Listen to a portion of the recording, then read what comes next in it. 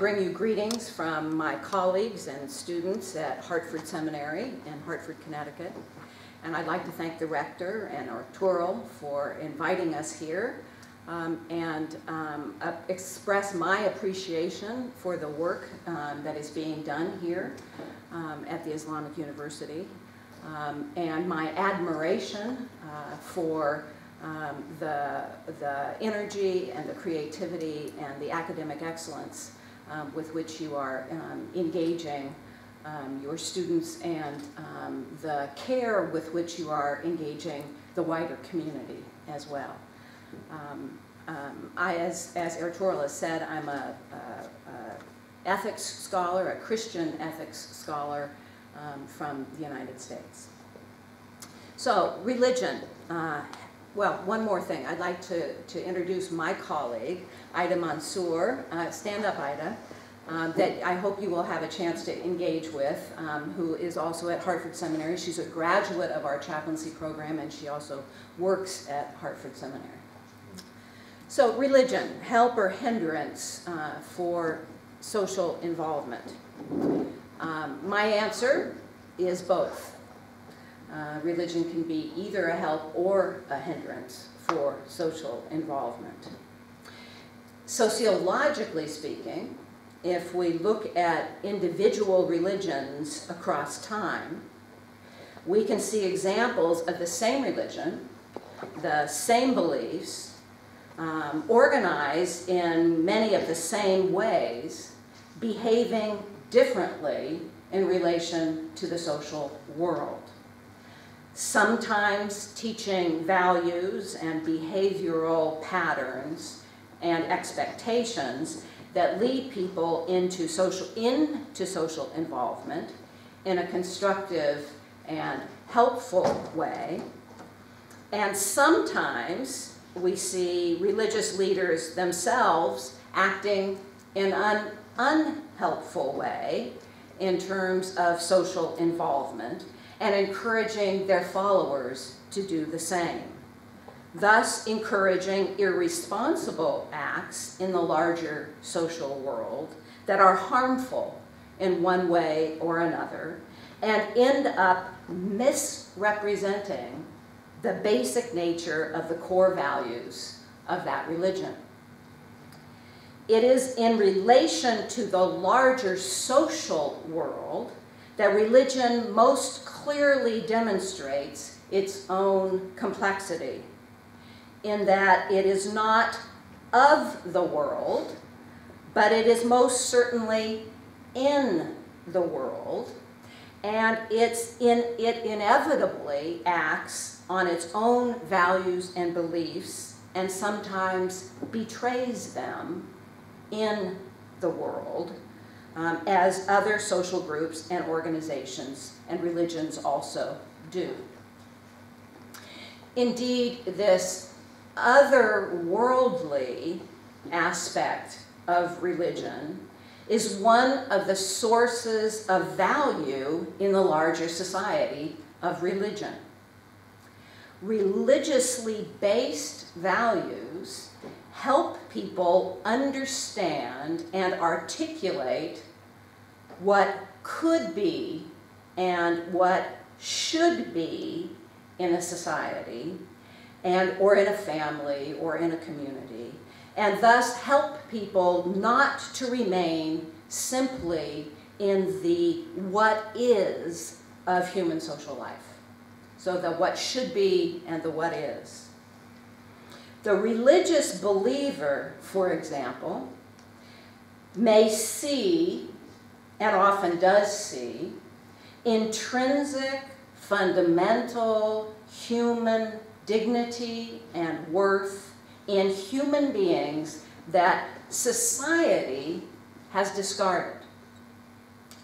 The believer can see the intrinsic worth of that person because the believer sees that person as a child of God, like every other human being is a child of God.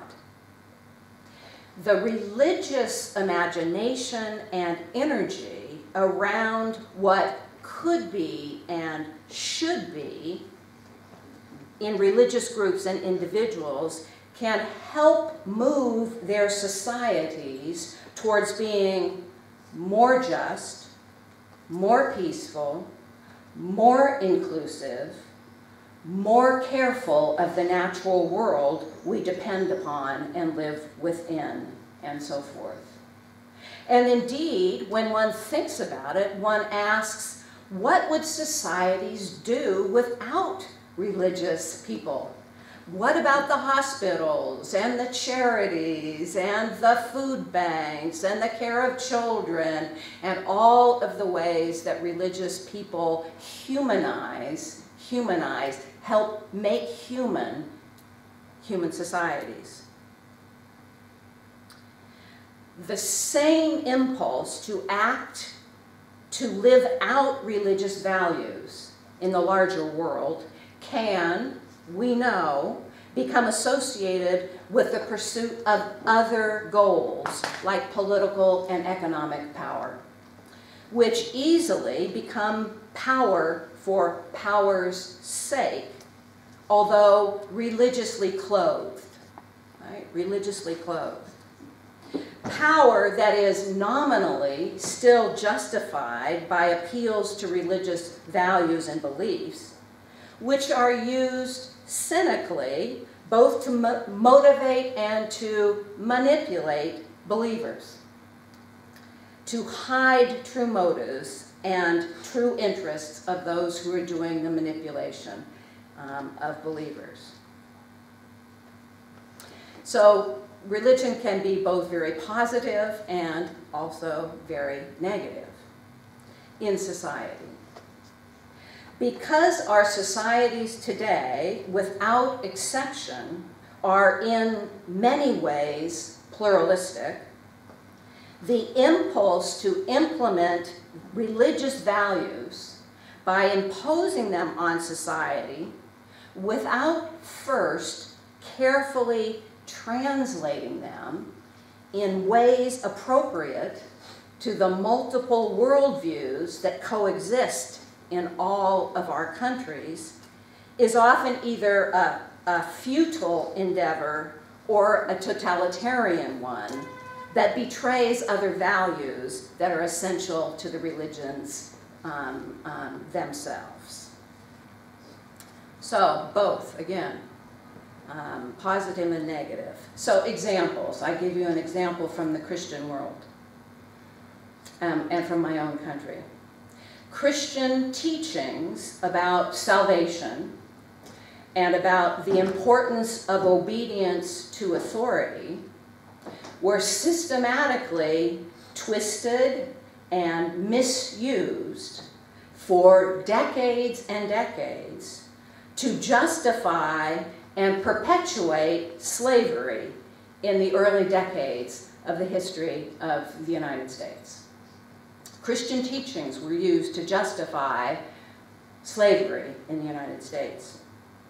On the other hand, Christian teachings about the infinite worth of each human being, about God's love for all, especially for the poor and the oppressed, were critically important variables in the civil rights movement in the 60s in the United States of America, especially in the life and the work of Martin Luther King.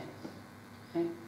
So, same church, same scripture, different social context, different historical moment, different leadership, very different reading, a very different reading of Christian scripture in terms of the what is and what should be in the society. One important variable that is a key to responsible social involvement and cooperation with other social groups is leadership. And since I'm at an academic institution and you're at an academic institution, both of which are religious institutions, I want to concentrate for a few minutes on the key variable of leadership, because what we're doing in these institutions is creating leaders. Leaders in many different forums and professions, but we're creating leadership. So there are three things I want to underline about the qualities of responsible leadership, and I do this from the perspective of a Protestant point of view. The first one I've already alluded to, which is vision, the quality of vision in a leader. Christians view human life in this world as, in part, preparation for the next world. But life is also a gift from God to be enjoyed and embraced and improved upon when and where it is necessary. That is to say that Christians understand human life in the light of and response to their understanding of God's vision for humanity and for all of creation. God's vision of what should be in our human social world has been described and understood in many ways. The moral nature of the vision includes a shared sense of the dignity of every human being, just relationships within communities and between communities and people, the recognition of the intrinsic worth of every human being, so that all human beings, as the philosopher Kant taught, are seen as ends in themselves, created by God, and not as a means to an end. And nature also is endowed with intrinsic worth, and its protection from our own human greed and carelessness is part of our human vocation. The role of the leader in relation to God's vision of this fullness of life is to lay out the vision, to explain the vision, to keep it before the people so that they see and understand both the vision and their own role as participants in its realization. The reader reminds people of God's vision, calls them back to God's vision, keeps the clarity of the vision before them, and shows the way towards the faithfulness of choices, of institutions and individuals to the vision that God lays before us. It is in relation to God's vision of who we should be and how, or our understanding of God's vision of who we should be and how we should relate to others and to all of creation, that people understand the meaning and the purpose of the tasks they have in the human social world. It is also according to their understanding of God's vision that the tasks of building relationships, of coexistence and friendship between communities are most meaningful, both in and of themselves and because they are contributing to the realization of God's vision for the human family. So the first task of leadership in creating positive ways of social intervention in the world is that task of vision, that task of responsibility and vision. Vision, on the one hand, is vision. On the other hand, it is virtue. Right? On the other hand, it is the question of not just the vision the leader has, but what the leader, him or herself, embodies in him or herself.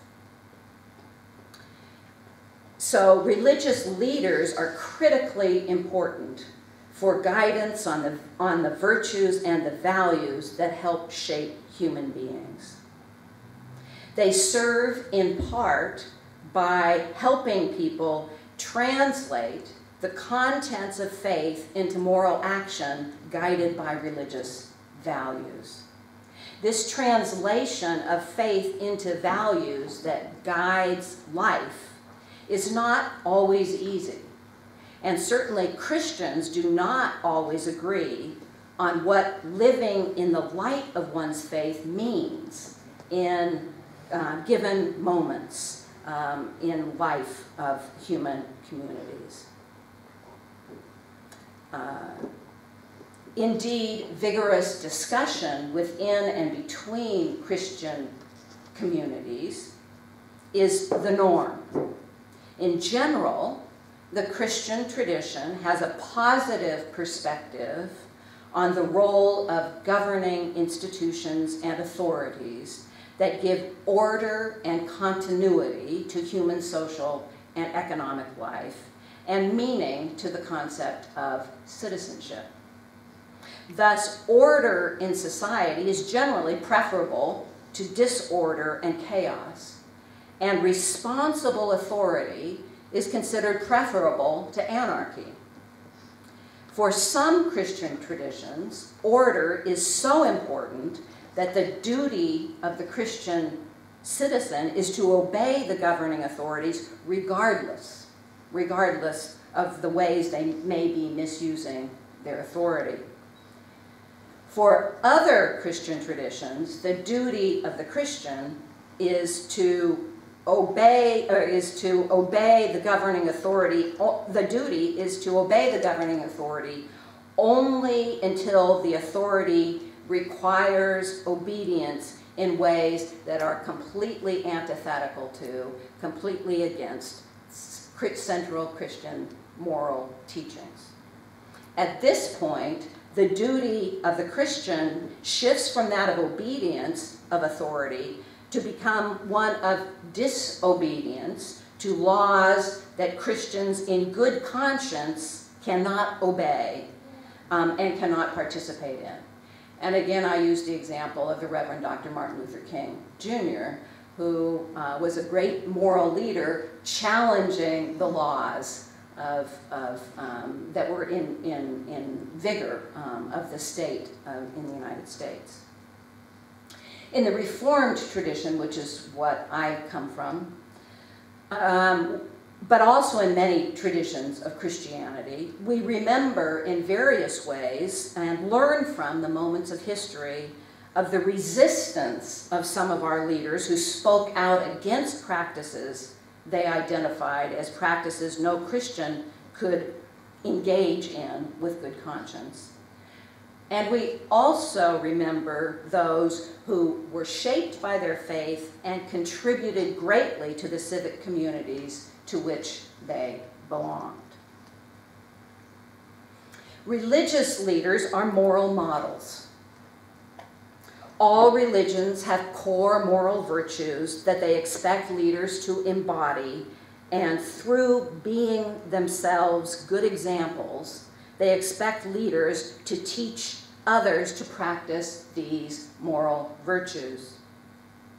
Jesus is, of course, for Christians, the primary example of moral leadership through his teaching, but also and importantly through his character. Not just what he said or what he did, but who he was. The ways he exemplified moral virtues as he interacted with those around him. While one can list many virtues Christians hold dear, the Christian tradition teaches that the greatest of the virtues are faith, hope, and love. While these are virtues that every Christian is meant to practice, there are certainly also virtues especially important for religious leaders who embody them as the essence of their leadership: faith, hope, and love.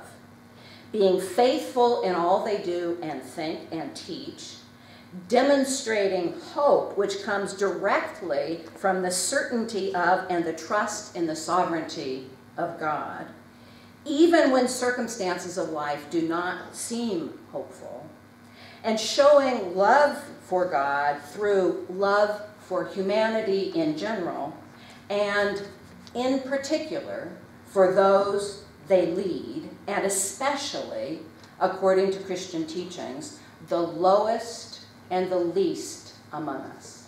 Especially, special love goes to the lowest of society, of what society considers the lowest. Through the embodiment and practice of such virtues and the teaching of the values of Christian faith, leaders help followers to not only be faithful Christians, but to take seriously the obligations and the privileges they have in the social world. For it is through service to others that one lives the closest to who God intends us to be. And it is through love of the other that one reaches across boundaries that divide human communities and creates relationships of mutual respect and friendship. And finally, bridge building is a value. So vision, values, faith, and bridge building. As the Quran so elegantly states in Surah 49, verse 13, God made you into nations and tribes so that ye could know each other.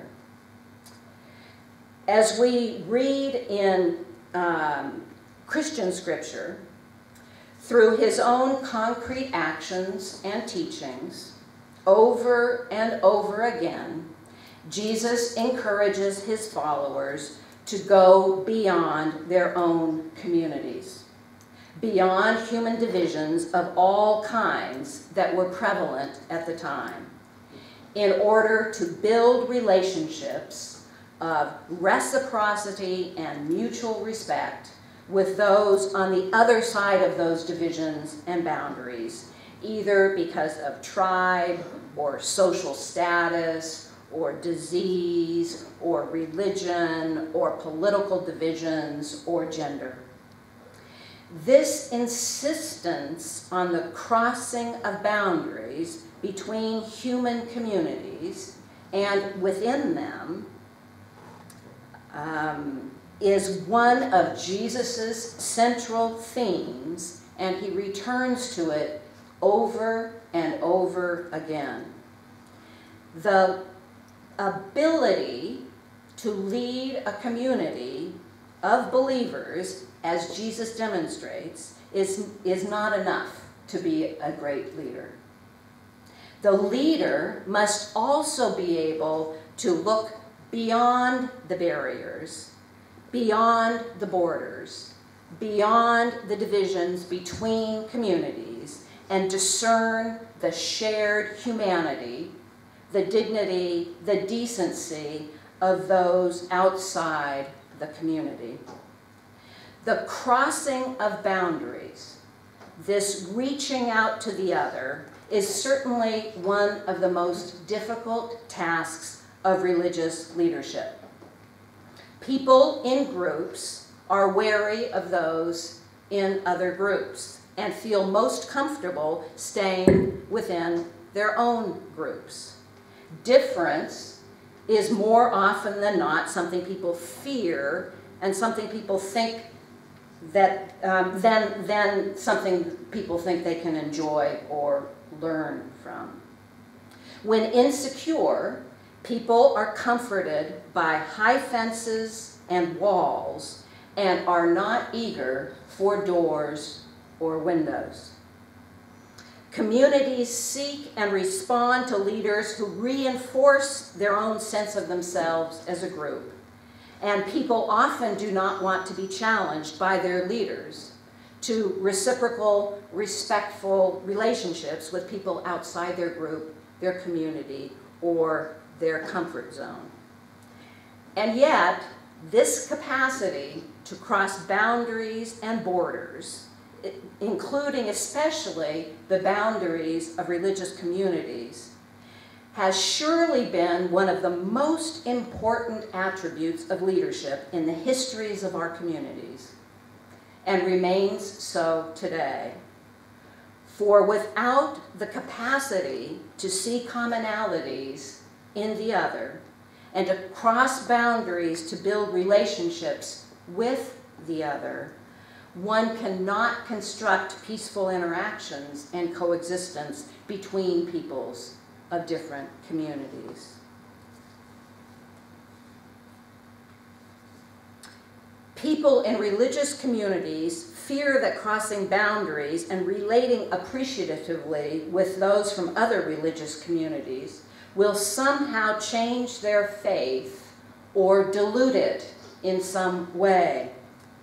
It is the responsibility of religious leaders, many of whom have themselves the opportunity to interact with and to get to know other leaders from other communities, to help their own people see and understand that the crossing of boundaries in appropriate ways for friendship and cooperation with other communities does not mean changing one's faith or diluting it, but rather living out one's faith, being faithful, being true to one's faith in ways that God intends. And this theme, this crossing of the boundaries, is our common responsibility to human social life.